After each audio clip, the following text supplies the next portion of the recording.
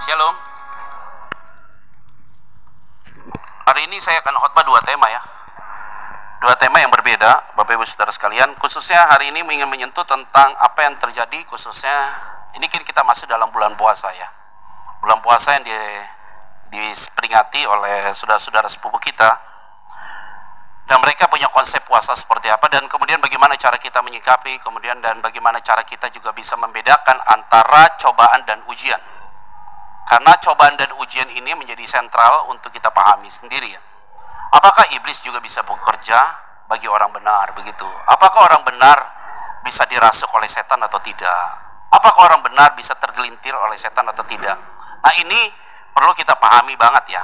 Tapi kalau mereka yang belum dalam Tuhan, mereka yang belum mengalami Tuhan atau divine experience, apakah mereka bisa dirasuk setan? Bisa. Apa ada orang yang ada Roh Kudus dalam hatinya bisa? Nah ini yang akan kita bahas sama-sama Bapak Ibu Saudara sekalian.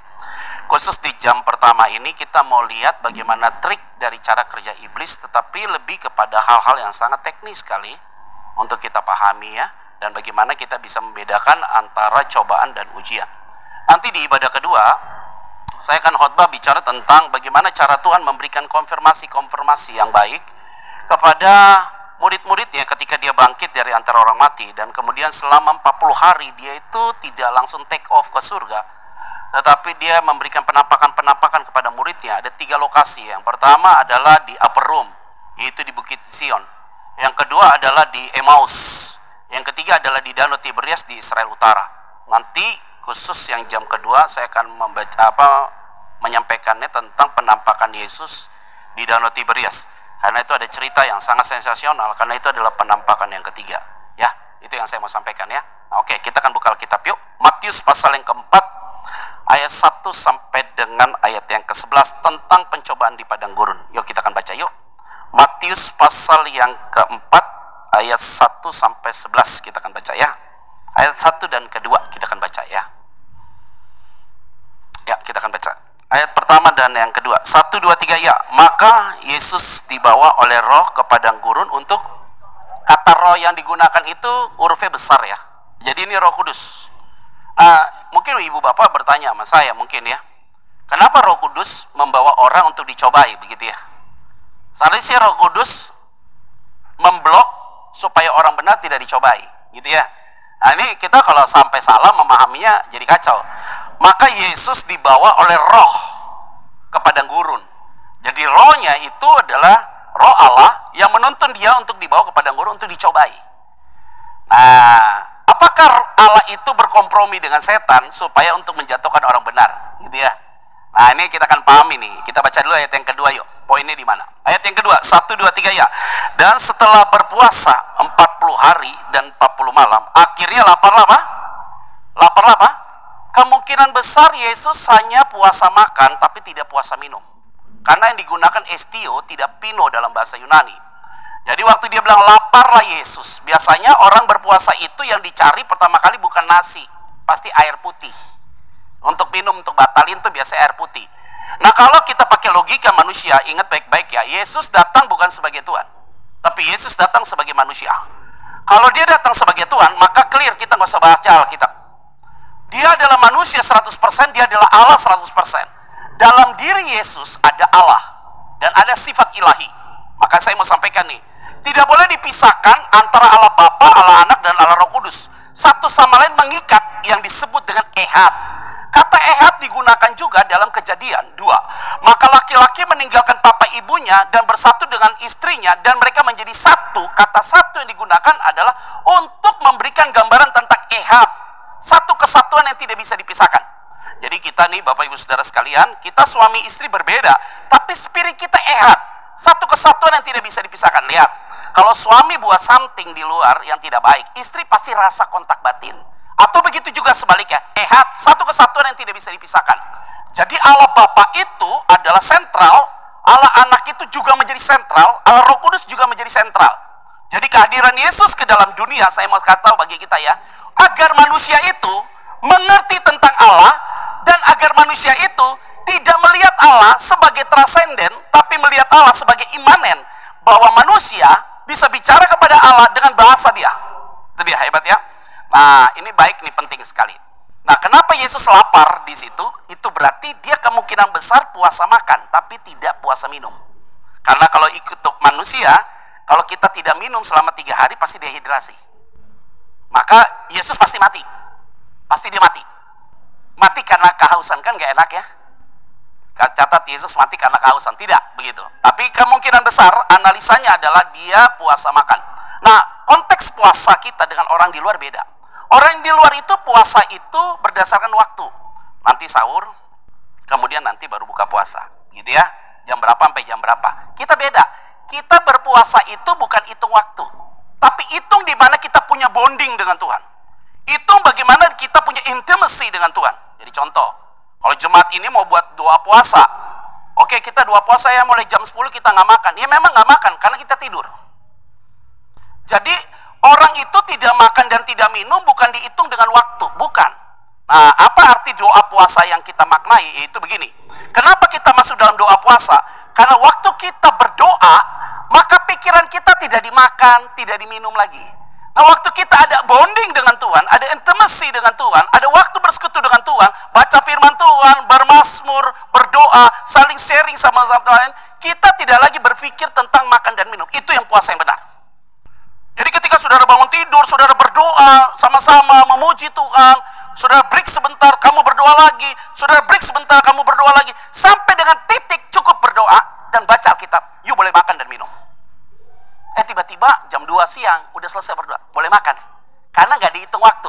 Artinya berpuasa kita konteksnya adalah untuk makin melekat dengan Tuhan. Dan puasa itu bukan sogokan. Mau beli rumah, puasa dulu yuk. Enggak. Punya anak, puasa dulu. Nggak ada urusannya ke situ. Kecuali ada orang yang kerasukan setan, kata Yesus, setan ini bisa keluar kalau hanya lewat doa dan puasa. Udah lama nih, kita lihat anak kita gadis, umur 35 tahun, belum punya jodoh. Kita puasa yuk. Nggak bisa begitu. Jadi puasa kita itu tidak menyogok Tuhan, bukan. Jadi puasa kita membawa kita dekat dengan Tuhan. Membawa kita punya intimacy dengan Tuhan, punya bonding dengan Tuhan. Nah, ketika kita puasa itu punya bonding dengan Tuhan, tidak minta sesuatu, bukan. Tapi membuat hidup kita berkenan di hadapan Tuhan. Ingat ya, baik-baik ya. Kita tidak akan bisa berkenan di hadapan Tuhan. Ingat baik-baik ya. Jadi kita itu tidak aktif berkenan di hadapan Tuhan. Jadi kita melayani, kita khotbah, kita WL, kita singer, kita memberi offering. Kamu tidak berkenan di hadapan Tuhan. Karena itu bukan ukuran kamu berkenan di hadapan Tuhan. Jadi kita tidak akan bisa berkenan di hadapan Tuhan. Tapi Tuhan itu yang memperkenankan kita supaya kita berkenan di hadapan Dia. Maka karena Tuhan itu yang memperkenankan kita supaya kita berkenan di hadapan Dia, maka melayani tanpa pamrih, melayani dengan luar biasa, offeringnya tidak pernah hitung-hitung, melakukan yang terbaik buat Tuhan tidak pernah hitung-hitung. Itu berarti karena kita sudah diperkenankan supaya kita berkenan di hadapan Tuhan. Enak kalau khotbah pagi gini, pikiran masih segar, saya lihat wajah-wajahnya baik. Nah, ini kita baru paham di sini. Nah, kalau udah tahu begitu, baru kita lihat ternyata Roh itu membawa Yesus pergi ke padang gurun dicoba untuk melihat kualitas. Jadi orang itu berpuasa, Yesus berpuasa, dan untuk melihat kualitas daripada dia, yaitu dia harus dicobai. Jadi melihat kita nih hari ini, jangan waktu ada berkat yang ada, tapi dalam keadaan sulit, di saat itulah kita dilihat oleh Tuhan. Ada amin kan nih? Jadi wajar ya, saya kasih tahu ya. Setan tidak berkuasa terhadap Allah, tapi Allah berkuasa terhadap setan. Setan tidak bisa mengatur Allah, tapi Allah bisa mengatur setan. Karena setan tidak punya hak, bahkan dia tidak equal dengan Allah, tapi dia di bawah Allah. Maka Allah yang memerintah setan, bukan setan yang memerintah Allah. Bahkan setan untuk mencobai orang benar, tidak boleh dia mencobai orang benar tanpa izin pada Allah. Ini paham apa enggak ya? Gue muter-muter ngomongnya begini, bagaimana ya? Jadi ibu bapak semua yang ada di tempat ini, kita semua ini orang benar. Saya kasih tahu, kita tidak bisa membenarkan diri kita, tapi kita dibenarkan. Beda loh. Karena kita dibenarkan, maka Allah berdaulat dan Allah aktif membenarkan kita. Karena kita dibenarkan, maka status kita menjadi orang benar. Kalau kita menjadi orang benar, maka Allah yang bertanggung jawab terhadap kita. Kalau ada setan yang mengganggu kita, tidak mungkin dia ganggu kita tanpa izin Tuhan. Setan boleh ganggu tapi tidak bisa ambil nyawa kita. Lihat Ayub ya. Setan datang nih, iblis ngomong sama Allah, dia bilang begini. Kadang-kadang ada dialog ya, jemaat tanya nih, Pak kenapa ya? Kok Allah mau kompromi sama setan? Salah kamu. Setan yang ngomong sama Allah, minta. Ya, saya tahu. Kan setan datang, Allah bilang begini, lu kemana aja? Pergi nih kemana? Maka Allah bilang begini, kamu lihat gak hambaku yang Ayub itu, yang baik, yang setia, yang benar, yang tulus itu?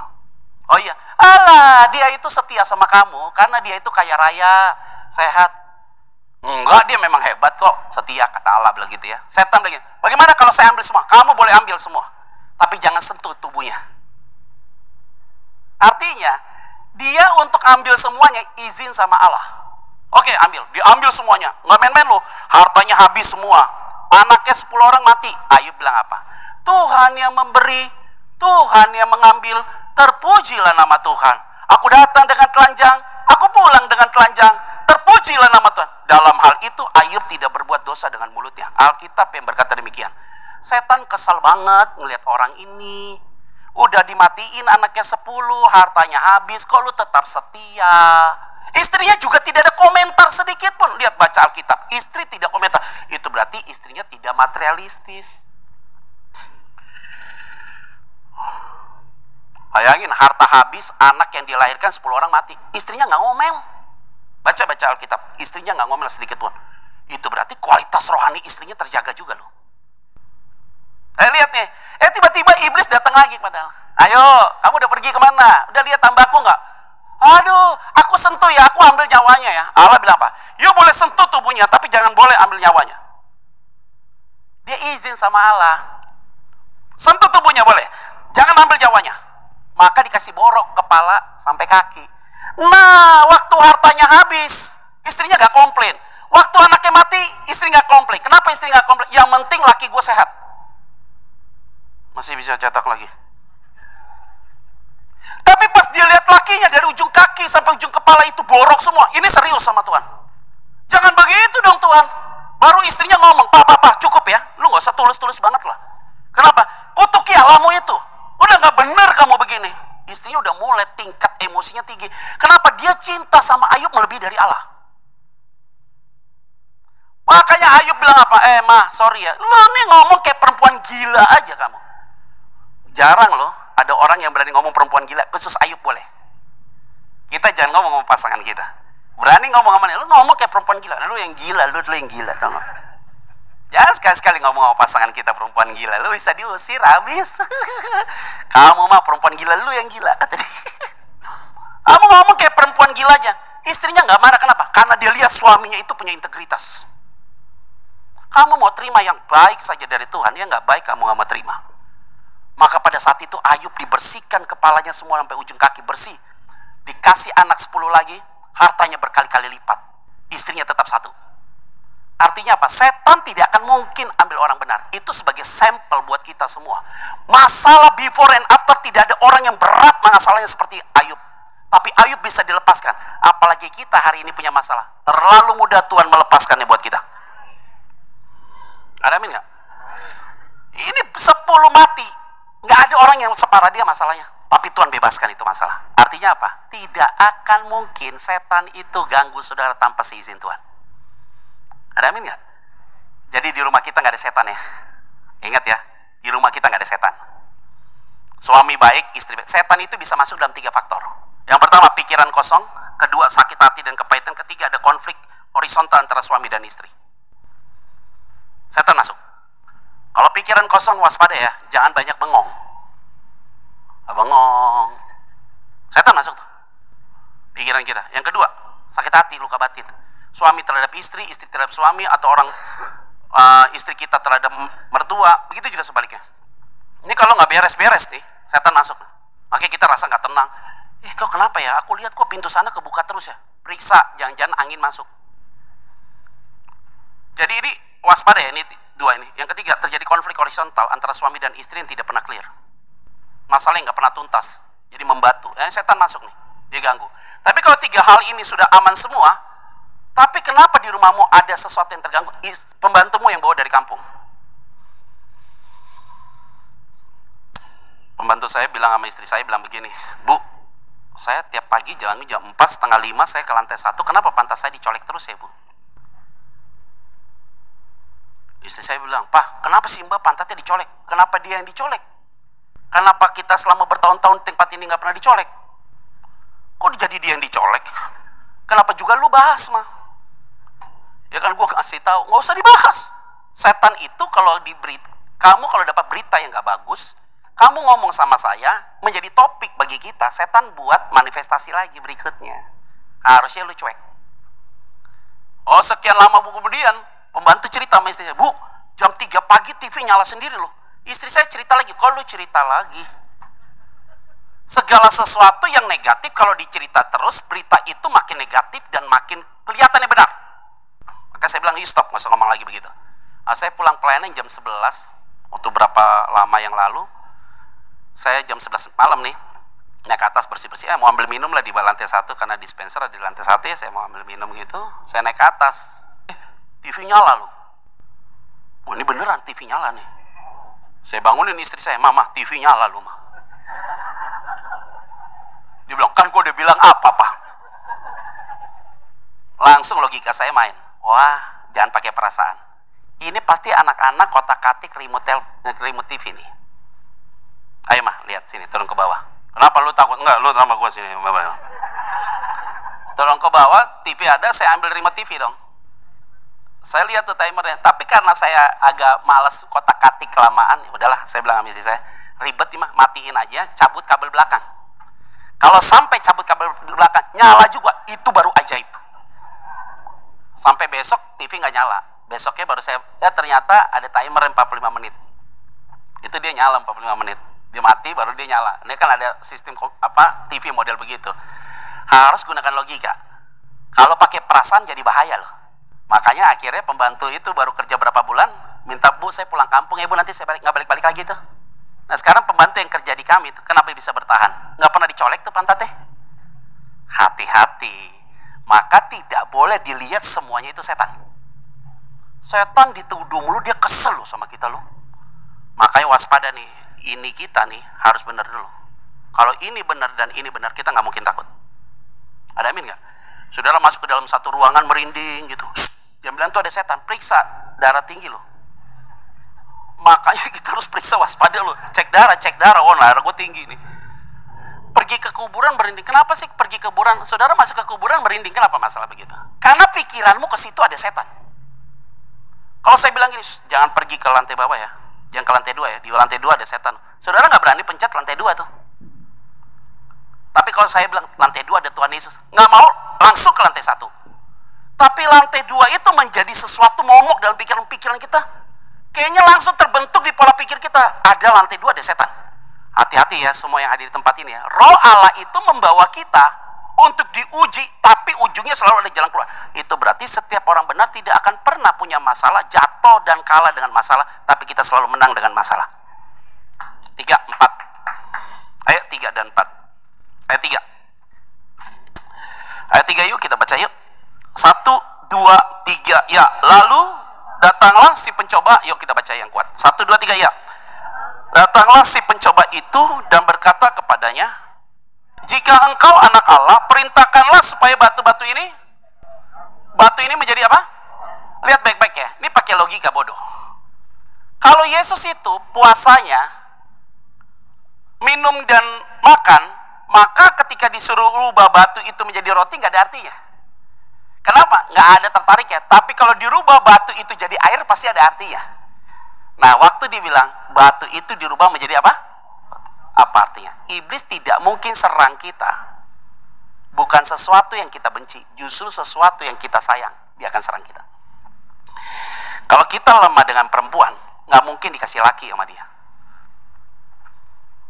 Kita lemah dengan laki, nggak mungkin dikasih perempuan, itu pasti itu. Kalau kita nggak lemah dengan laki dan perempuan, tapi kita lemah dengan uang, pasti kita dikasih uang. Kalau dengan uang kita tidak lemah, laki tidak lemah, perempuan tidak lemah, tapi kita adalah satu kesombongan diri kita butuh dipuji, nanti banyak orang yang datang puji engkau. Kalau dia nggak bisa dipuji, dia nggak lemah dalam segala hal ini, tapi hanya masalah kekuasaan, dia akan dikasih kekuasaan untuk supaya dia jatuh. Nah kalau dia seandainya kekuasaan pun dia tidak ada kelemahannya, ini berarti orang sempurna, cepat dipanggil Tuhan. Maka kenalilah diri kita sesuai dengan kapasitas kita masing-masing. Saudara lemah di mana? Jangan masuk di situ. Karena tidak mungkin kucing dikasih kepala babi, kabur dia. Tuh kepala gede banget. Tapi pasti dikasih ikan asin. Maka semua yang ada di tempat ini, iblis itu nggak bodoh cara kerjain kita. Dia kerjai kita berdasarkan apa yang kita suka, bukan apa yang kita benci. Nah semua yang ada di tempat ini, kita bukan orang sempurna loh. Semua punya titik lemahnya masing-masing. Nah titik lemahnya itu harus dikenali. Kalau kita di titik lemah ke arah situ, jangan masuk ke arah situ. Sudah tahu kalau kita ke situ pasti jatuh. Lebih baik jangan ke situ. Wah saya jatuh masalah uang nih. Masalah uang itu jangan kamu yang maju, biar istrimu yang maju. Karena dia tidak jatuh masalah uang, tapi mulutnya yang selalu jatuh.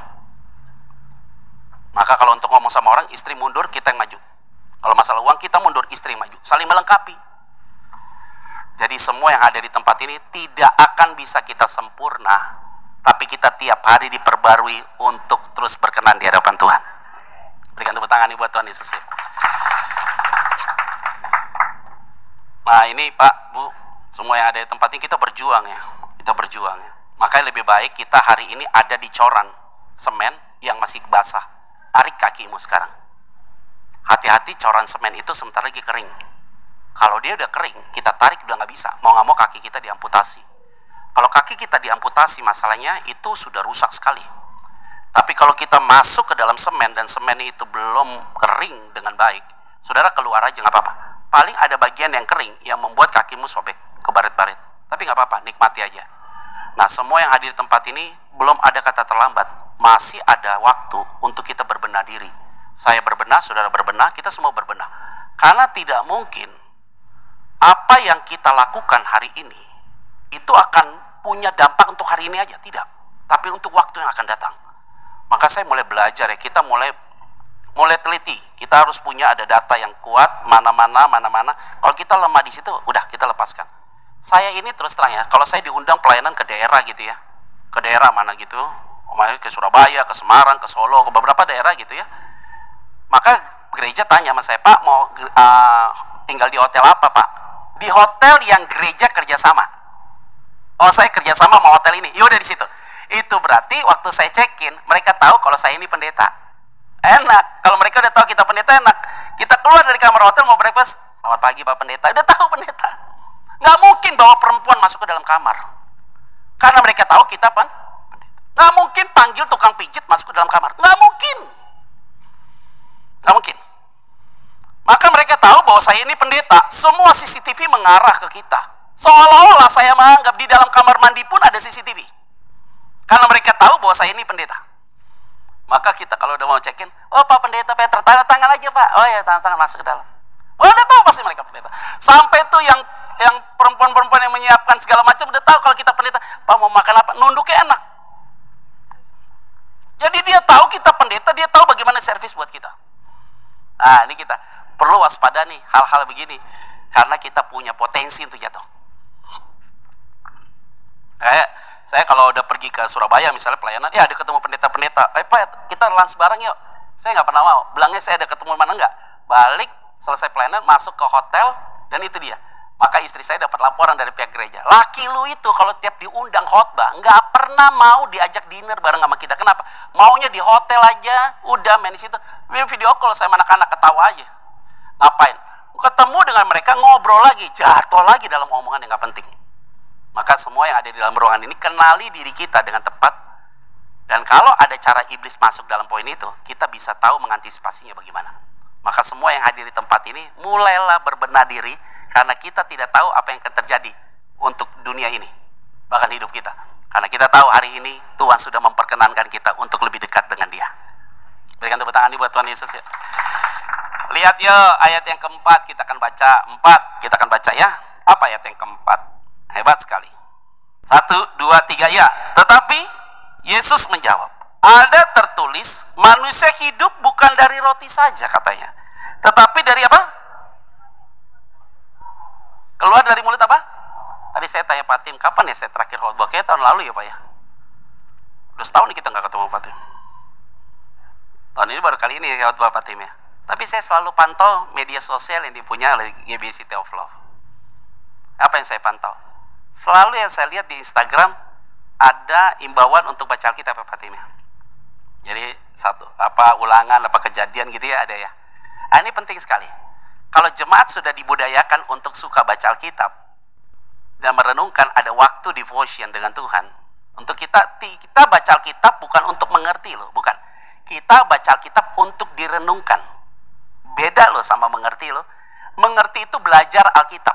Tapi merenungkan itu Holy Spirit yang ada dalam hati kita yang memberikan iluminasi pencerahan buat kita. Maka kalimat ini apa? Ketika dapat tantangan, Yesus bilang apa? Ada apa? Tertulis. Karena Yesus mengutip Ulangan pasal 8 ayat yang ketiga. Manusia tidak baik hidup dengan apa? Manusia hidup bukan dari apa? Roti saja. Tapi dari setiap apa? Hari ini tidak ada kata lain. Suami tidak bisa tolong kita, istri tidak bisa tolong kita. Jadi siapa yang bisa tolong kita? Firman Tuhan yang kita dengar, yang kita baca, yang kita renungkan tiap hari, yang bisa tolong kita hari ini. Karena ada firman nih, maka kita ada di tempat ini. Karena ada firman, saya diundang di tempat ini. Karena ada firman, saudara dipulihkan. Ada firman, saudara dikuatkan. Yang setuju katakan. Manusia hidup bukan dari roti saja, tetapi dari apa? Artinya apa? Bukan roti yang menjadi utama, tapi firman yang menjadi utama.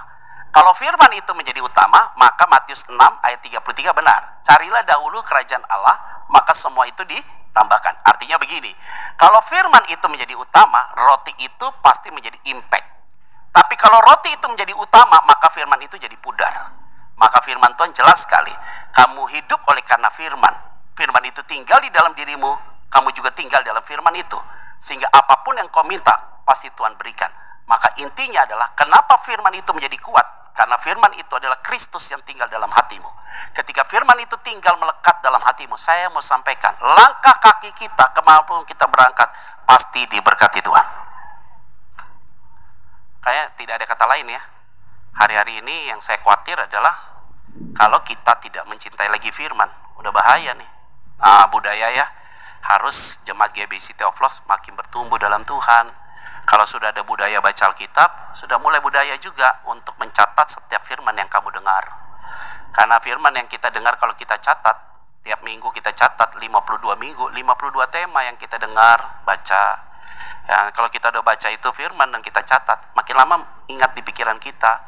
Dari 52 tema, anggaplah hanya 20%, 11 tema masuk dalam pikiran kita.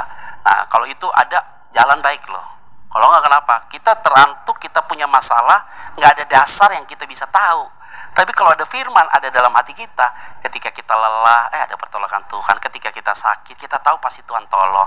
Ketika ada usaha kita terhambat, udahlah, orang benar pasti dipelihara oleh Tuhan. Jadi yang bisa menguatkan kita bukan mulut orang, tapi yang bisa menguatkan kita adalah firman yang pernah kita baca dan kita renungkan, tinggal tetap dalam hati kita, yang tiap hari bicara kepada kita. Maka semua yang ada di tempat ini kita setuju ya, Allah kita itu tidak mungkin berubah. Kenapa Allah tidak pernah berubah? Karena Allah sudah sempurna. Kenapa saudara berubah? Karena kita tidak sempurna, ya kan? Rambut kita sisir ke kiri, besok pindah ke kanan, lihat aja. Sisir ke kiri gini, ada satu ibu puji, aduh Pak, ibu kalau disisir ke kiri ini ya, kelihatan cantik, lihat ya, pujian itu hanya 3 bulan. Masuk 4 bulan gak ada puji, pindah ke kanan loh dia. Pindah ke kanan, dipuji lagi, bertahan 6 bulan. Bulan ke-7 langsung pindah ke tengah. Manusia begitu, rambut dicat merah, pindah hijau, besok kuning, kayak lampu merah udah pokoknya. Manusia itu selalu berubah karena kita tidak sempurna. Nah, kita bersyukur ya, yang sempurna itu adalah firman dan tidak akan pernah berubah sampai kapanpun. Ya, kita lihat yuk ayat berikut ya. Ayat berapa? Ayat 5 dan 6 kita akan baca yuk, 5 dan 6. Yuk kita baca. 1, 2, 3 ya. Kemudian iblis membawanya ke kota suci dan menempatkan dia di bumbungan bait Allah. Lihat, di bumbungan apa? Ayat yang ke-6. 1, 2, 3 ya. Lalu berkata kepadanya, jika engkau anak Allah, jatuhkanlah dirimu ke bawah. Mengenai engkau, ia akan memerintahkan malaikat-malaikatnya dan mereka akan menantang engkau di atas tangannya, supaya kakimu jangan apa? Kepada apa? Hati-hati ya ibu bapak saudara sekalian ya, iblis sudah makin pintar nih. Maka cobaan yang berikutnya adalah, paling bahaya adalah, bukan serangan kepada fisik, tapi kepada spiritualmu. Jadi iblis pun tahu firman Tuhan, tapi dia mengutip firman Tuhan untuk menyerang kita. Jadi ingat ya, tidak semua orang yang ada di mimbar ini adalah Tuhan yang pakai dia. Bisa jadi iblis pakai. Maka waspada sekali dengan mimbar, saudara. Ada orang yang menyamar seperti domba, tapi sebenarnya dia serigala. Jadi sekarang banyak pengajar-pengajar yang masuk ke dalam gereja merusakkan mental jemaat. Kenapa merusak mental jemaat? Karena motivator lebih dominan sekarang daripada preacher. Motivator kalau sudah masuk ke dalam gereja, sentuhannya adalah emosional. Emosional itu diajar saudara bagaimana cara engkau hidup dengan baik, bagaimana engkau memanage dengan baik, bagaimana engkau bisa memanage keuanganmu dengan baik, bagaimana engkau bisa mengambil sebuah keputusan. Motivator. On base tidak firman Tuhan. Tapi firman Tuhan dipakai oleh mereka untuk melengkapi statement mereka. Tapi mereka tidak berdasar kepada firman Tuhan. Yang benar adalah firman itu menjadi dasar bagi kita. Maka ketika firman itu diangkat naik ke atas permukaan, didengar oleh jemaat, dan untuk jemaat mengerti firman itu, maka harus digunakan aplikasi untuk mempertegas firman itu. Tapi lain sekarang, orang bercerita tentang pengalaman hidupnya, orang bercerita tentang bagaimana cara hidup dengan baik, sukses dengan baik, diangkat itu ke permukaan, dan ayat dipakai untuk menekan kepada hal itu. Itu yang membuat jemaat rusak hari-hari ini. Maka saya tidak heran saudara, ada orang yang pekerja gereja, tiba-tiba WA saya, Pak Pendeta, saya tahu nih orang baik sekali. Kakak saya meninggal, Pak. Oh iya, turut berduka ya, rumah duka mana? Ya di sini Pak, saya mau nanya aja Pak, minta tolong Pak apa?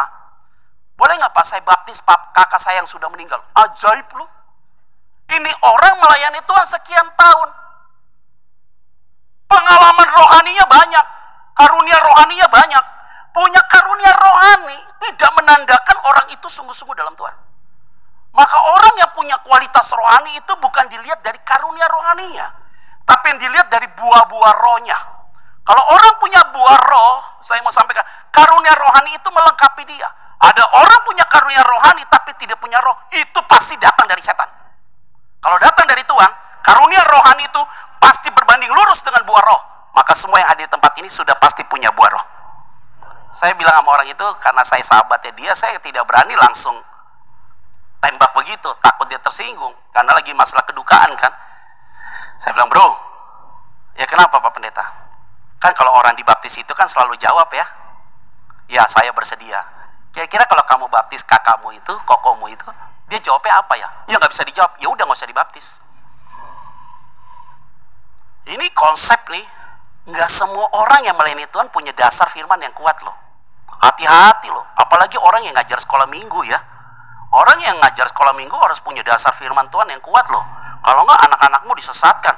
Anak kecil itu kalau dengar berita hari ini dari pengajar yang salah, saya kasih tahu, dia akan membentuk frame-nya dia dan dasarnya jadi rusak.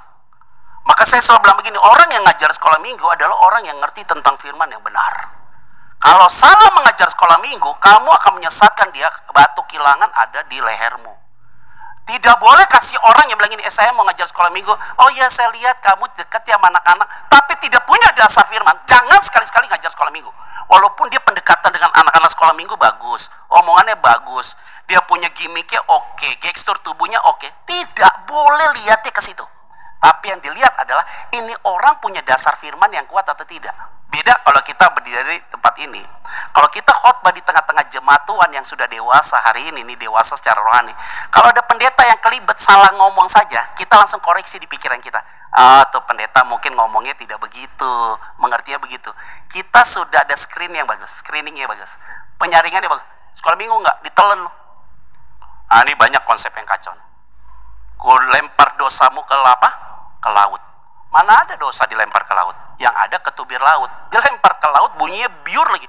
Dosa berbunyi lagi. Hebat kan?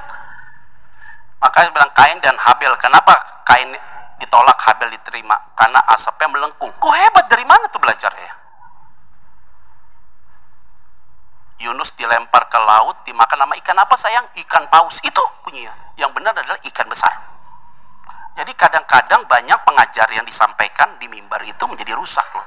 Makanya saya bilang begini ibu bapak, orang yang suka belajar firman Tuhan, mengerti tentang firman yang murni, orang itu makin hari makin hidupnya bertumbuh dalam Tuhan. Tapi orang yang mau mendengar, melihat dengan sesuatu yang miracle, mukjizat, Karunia yang luar biasa. Biasanya orang-orang demikian gak suka baca Alkitab dan bahkan belajar Alkitab. Karena kalau dia suka sesuatu yang sangat sensasional, saya kasih tahu, dia tidak suka baca Alkitab. Karena kalau dia baca Alkitab, dia dikoreksi tentang apa yang dia tahu. Dia tidak happy. Maka semua yang hadir dalam ruangan ini, kita bersyukur orang-orang yang ada di tempatnya adalah orang yang dewasa secara rohani. Amin apa enggak nih? Enggak, nanya doang, amin apa enggak? Ya udah begitu. Amin ya. Kayak semua yang hadir dalam ruangan ini, kita keluar dari tempat ini nggak goyang kok. Nggak goyang kita. Dapat masalah nggak goyang. Ada masalah penyakit nggak goyang. Dalam situasi apapun nggak goyang. Kenapa? Getaran hati kita tuh beda. Spirit kita kuat dalam Tuhan. Nah, nanti di ibadah kedua saya mau lihat nih. Mata-mata yang tertutup karena tidak bisa lihat Yesus itu faktornya apa saja. Maka semua yang hadir dalam ruangan ini kita bersyukur nih. Kita hari ini ada di tempat ini karena kita tahu ada firman Tuhan yang kuat menopang kita. Ya kita lihat yuk ayat berikut ya. Aduh, khotbah di sini nggak terasa ya waktunya ya. Udah harus pulang nih. Ayat 7 kita akan baca yuk. Ayat 7. 1, 2, 3 ya. Yesus berkata kepadanya, ada pula tertulis, janganlah engkau. Ini hebat sekali ya kalimatnya ya. Lihat baik-baik ya, tidak pernah Yesus berkata demikian. Tapi dia berkata demikian hanya dalam konteks pencobaan di padang gurun. Kita baca yuk ayat yang ke-7. 1, 2, 3 ya. Yesus berkata kepadanya, ada pula apa? Tertulis, janganlah engkau mencobai apa? Secara tersirat Yesus mau kasih tahu, janganlah engkau mencobai apa? Tuhan. Artinya dia membuat declare kalau dia adalah Tuhan. Ya. Jangan engkau mencobai apa? Ini baik nih buat kita nih. Ini gambaran buat kita semua yang ada di tempat ini ya. Saudara yakin nggak kalau sudah ada Yesus dalam hatimu? Saudara yakin nggak kalau Yesus ada dalam hatimu? Sekarang saya mau tanya, kalau Yesus ada dalam hatimu, itu berarti mereka melihat saudara itu siapa? Yesus. Lihat ya baik-baik ya. Allah itu roh nggak? Setan itu roh nggak? Ya. Allah itu berwujud nggak? Tidak berwujud, tapi menjadi berwujud karena ada Kristus. Ketika Yesus terangkat ke surga, baru diberikan Roh Kudus. Karena Roh Kudus tinggal dalam hati kita nih. Maka setiap ada dalam hidup kita, apa yang kita lakukan, apa yang kita putuskan, apa yang kita kerjakan adalah bukan karena kita, tapi karena Tuhan yang menggerakkan untuk bicara itu. Ada amin ya? Nah, setan itu roh nggak? Mau lihat wujudnya setan nggak? Kalau kita lagi marah. Nah, ini orang ada Tuhan, tapi kadang-kadang ada setan juga nih kelihatannya. Lihat ya, orang kalau hidupnya tidak pernah bersyukur, bicaranya negatif, selalu serang orang, sudah pasti roh setan ada dalam diri dia. Tapi kalau orang itu lihat apapun dengan kacamata positif, selalu bersyukur dalam segala hal, sudah pasti ada roh Allah dalam hati dia. Dimanapun kita berada, tempat itu selalu diberkati Tuhan. Kita coba yuk. Nih, saya sederhana aja ya buat kita semuanya. Kalau saudara ada pembantu di rumah, nggak apa-apa ya, rumah-rumah kita ya. Apalagi kita ada sound di rumah kita, setel musik rohani lah di dalam rumah kita. Itu pembantu dengar kok musik rohani. Kalau dia dengar musik rohani, dia akan rasakan sesuatu. Pembantu di rumah cerita sama istri saya, Bu, kalau saya dengar lagu-lagu gereja, hati saya tenang ya. Istri saya bilang apa? Pak, dia bilang dengar lagu-lagu gereja tenang. Jangan ngomong Injil sama dia. Biarkan dia dengarkan. Jadi tiap pagi kita kencengin tuh musik rohani. Dengerin aja. Lagu rohani aja terus diputar. Seneng banget ya. Dia lagi puasa begini ya. Tadi soraklah, haleluya. Tadi pagi nih, soraklah. Kita lagi sarapan, haleluya. Dia sambil sapu, sambil nyanyi dia. Keren ya. Lagi puasa nih, haleluya. Saya bilang, yo lo jangan ngomong diam aja. Biar aja dia nyanyi. Santai, saya senyum-senyum aja. Lagunya enak pak, puasanya jadi nggak dirasa. Tunggu tanggal mainnya ya, tunggu tanggal mainnya baik-baik aja, baik-baik. Saya mau kasih tahu ya bagi kita semuanya, Allah kita itu tidak pernah ofensif, tapi roh kita selalu ofensif. Orang Kristen itu selalu defensif secara fisik, tapi rohnya selalu ofensif. Jadi kita nggak perlu takut. Kalau ada orang yang nggak beres sama dengan kita, saya kasih tahu, suatu saat dia akan mental dengan sendirinya. Kalau saudara punya karyawan, ada sesuatu yang nakal dalam diri dia, nggak usah dipecat. Suatu saat dia akan kabur. Dia tidak akan pernah bertahan sama kita. Karena kita akan dikelilingi orang-orang yang baik. Ada amin gak nih? Saya kasih tahu ya. Kalau ada orang yang punya penglihatan, dia bilang gini, wih saya lihat setan loh, saya lihat kuntilanak. Saya kasih tahu ya, dia bukan lihat kuntilanak, di dalam diri dia ada setan. Maka dia bisa lihat setan, karena dia temannya setan. Kenapa kita nggak lihat setan? Karena kita tidak temannya dia. Kalau dia bilang ini, Pak gue lihat ada setan, itu berarti lu temannya setan. Tapi kalau ada orang yang pakai kuasa gelap, kenapa orang itu tidak bertahan sama kita dan kita rasa sesuatu sama dia? Kenapa? Kenapa kita rasa sesuatu sama dia? Karena ada roh Allah dalam hati kita. Mari saya doakan satu pabrik di daerah Sunter, 4 lantai gitu, suami istri nih. Pas saya lantai di atas itu, sama istri saya, Yol nyanyi Yol, Yola nyanyi nih. Urapilah kami dengan minyak baru. Nih suami istri di sini nih, masih muda 32 tahun. Alhamdulillah kami dengan hadiratmu. Nyanyi nih ya. Ini saya lagi muter nih, lagi dia berdoa nih baru. Baru saya berdoa begitu, kok di hati saya ada sesuatu ya sama mereka berdua ya. Tapi saya nggak boleh ngomong kan. Kalau saya ngomong nanti judging mereka. Tiba-tiba hati saya tuh kayak bergejolak dalam hati saya. Kayak ada something dengan mereka. Tapi saya nggak boleh ngomong. Kalau saya ngomong, maka terjadi konflik saya sama dia. Saya nggak boleh ngomong, saya diam aja kan. Saya berdoa. Waktu saya berdoa, apa yang saya rasa itu, yang Tuhan taruh dalam perkataan saya, itu yang saya keluar. Benar kan? Waktu saya berdoa begitu, manifestasi istrinya. Waktu istrinya manifestasi itu, baru saya tahu. Inilah spirit yang Tuhan berikan buat kita. Setelah saya berdoa udah habis nih, istrinya nangis terus nih. Pak, apa yang Bapak dapat dari Tuhan Pak tentang saya sama suami? Ntar aja saya ngomong. Saya doain lagi lantai 2, 3 sampai selesai pulang dong. Suaminya telepon lagi. Saya minta tolong dong Pak, kayaknya Bapak dapat sesuatu tentang saya. Waduh, ini bahasa begini bahasa bahaya nih. Saya bilang sama dia, hanya satu kok, apa? Kalian harus punya unity aja. Berdua harus punya unity, selesai. Tapi saya tidak mau cerita yang lain. Kenapa? Karena saya sudah doakan mereka. Bagi saya, tutup, habis case close. Tapi yang paling penting, spirit mereka harus dibangun. Maka semua yang ada di tempat ini, kalau kita ada roh Allah, tidak ada sifat yang menjudging, tapi sifat yang merangkul dan membangkitkan rohani mereka, supaya mereka dipulihkan oleh Tuhan. Ada amin nggak? Jangan saudara gara-gara rohaninya tinggi, lihat orang kayaknya lo masuk neraka. Nggak boleh ngomong begitu. Walaupun kita dikasih sesuatu sama Tuhan, dikasih sesuatu sama Tuhan, you nggak boleh mention. Tapi ngomong berdoa sama dia, Pak, Bapak dapat apa ya? Kayaknya ada di hatimu yang berat buat dia. Nggak bisa ngomong macam-macam. Hanya ngomong, tenang aja. Tuhan baik buat kamu. Bangkitkan spirit dia. Maka kalau kamu ngomong hal yang negatif, maka engkau akan destruktif, hancurkan dia. Tapi harus ada kalimat konstruktif, membangkitkan dia, supaya dia tetap kuat dalam Tuhan. Yuk, ayat berikutnya yuk. Dah, habis waktu Pak Tim. Nggak terasa ya Pak Tim ya? Saya sih terasa Pak berdiri.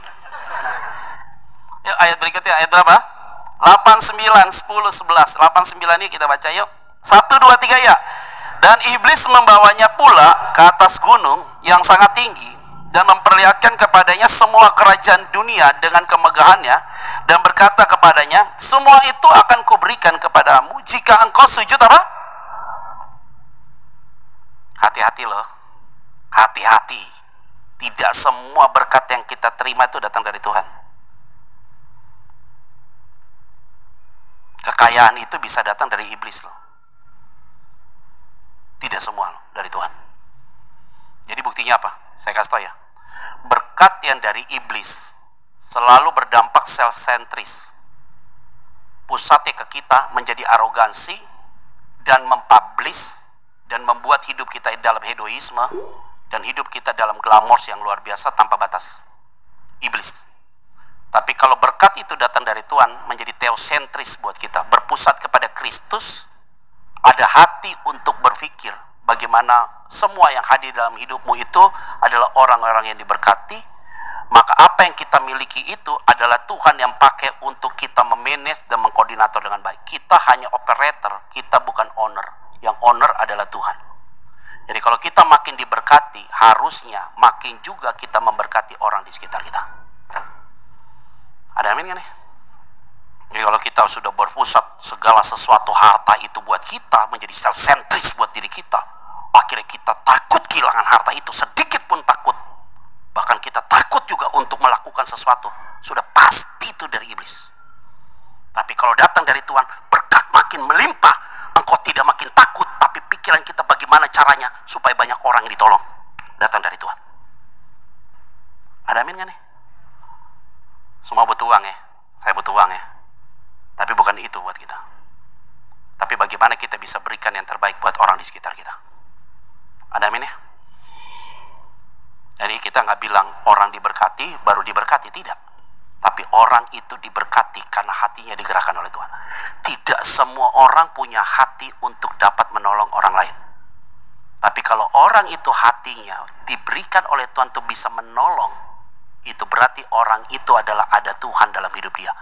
Karena iblis tidak akan punya hati untuk menolong orang, tapi hanya Tuhan yang ada hati untuk menolong orang. Yang setuju katakan. Ayat berikutnya yuk. Ayat berapa? 10, 11. Dah, terakhir. Nah, ini penting nih. Ayat 10 dan 11. Kita akan baca yuk ayat 10. 1, 2, 3 ya. Maka berkatalah Yesus kepadanya, "Enyalah apa? Sebab ada tertulis apa? Engkau harus menyembah Tuhan Allahmu, dan hanya kepada Dia sajalah engkau apa?" Ayat 11 kita akan baca 1, 2, 3 ya. Lalu iblis meninggalkan dia, dan lihatlah malaikat-malaikat datang melayani. Yang terakhir adalah harus ada ketegasan. Semua yang ada di tempat ini tetap pakai firman Tuhan. Dari awal Yesus dicobai sampai dengan terakhir tetap dia kutip ada tertulis. Apa artinya? Harus ada ketegasan. Kalau ada sesuatu yang tidak baik, kita harus katakan apa? Tidak. Kalau ada yang baik, kita harus katakan apa? Iya. Maka semua yang hadir dalam ruangan ini, saya yakin dan percaya kalau kita tegas dalam segala hal, iblis tidak berkuasa lagi. Tapi yang ada Tuhan lebih berkuasa terhadap kita. Yuk, keluar dari tempat ini kita jadi pemenang. Dan sampai kapanpun kita jadi pemenang. Di rumahmu tidak ada setan lagi ya? Tidak ada. Tidak ada sama sekali ya.